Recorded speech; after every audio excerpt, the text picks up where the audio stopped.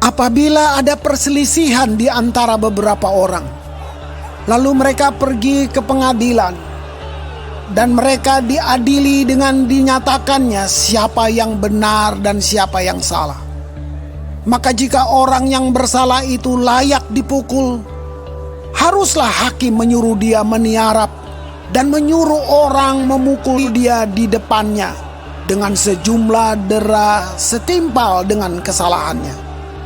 40 kali harus orang itu dipukuli, jangan lebih, supaya jangan saudaramu menjadi rendah di matamu apabila ia dipukul lebih banyak lagi.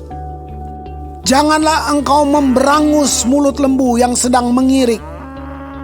Apabila orang-orang yang bersaudara tinggal bersama-sama, dan seorang daripada mereka mati dengan tidak meninggalkan anak laki-laki, maka janganlah istri orang yang mati itu kawin dengan orang di luar lingkungan keluarganya. Saudara suaminya haruslah menghampiri dia dan mengambil dia menjadi istrinya, dan dengan demikian melakukan kewajiban perkawinan ipar. Maka anak sulung yang nanti dilahirkan perempuan itu haruslah dianggap sebagai anak saudara yang sudah mati itu, supaya nama itu jangan terhapus dari antara orang Israel.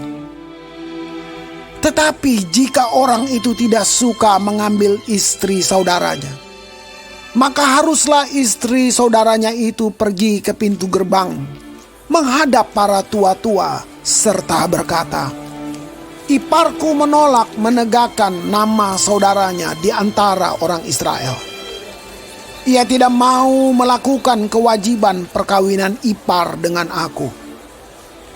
Kemudian para tua-tua kotanya haruslah memanggil orang itu dan berbicara dengan dia.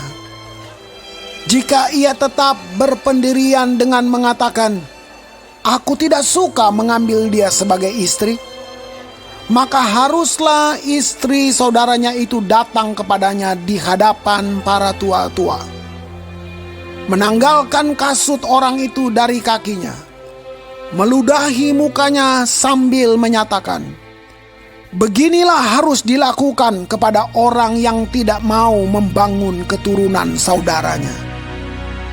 Dan di antara orang Israel, namanya haruslah disebut kaum yang kasutnya ditanggalkan orang.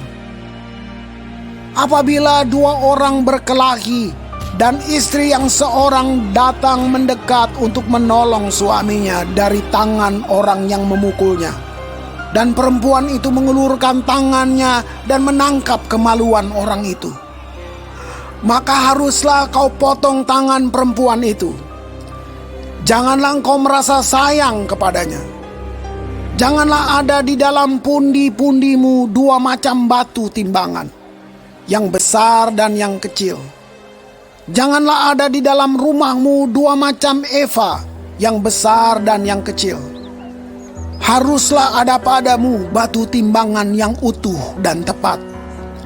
Haruslah ada padamu eva yang utuh dan tepat, supaya lanjut umurmu di tanah yang diberikan kepadamu oleh Tuhan Allahmu. Sebab setiap orang yang melakukan hal yang demikian, setiap orang yang berbuat curang, adalah kekejian bagi Tuhan Allahmu.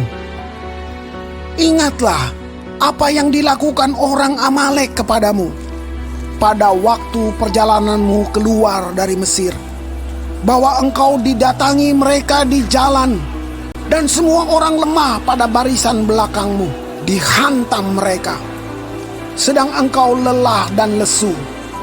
Mereka tidak takut akan Allah.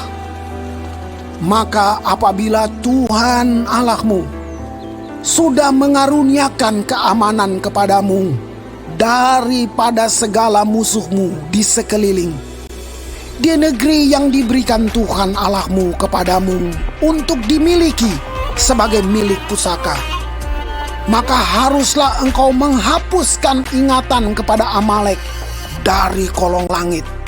Janganlah lupa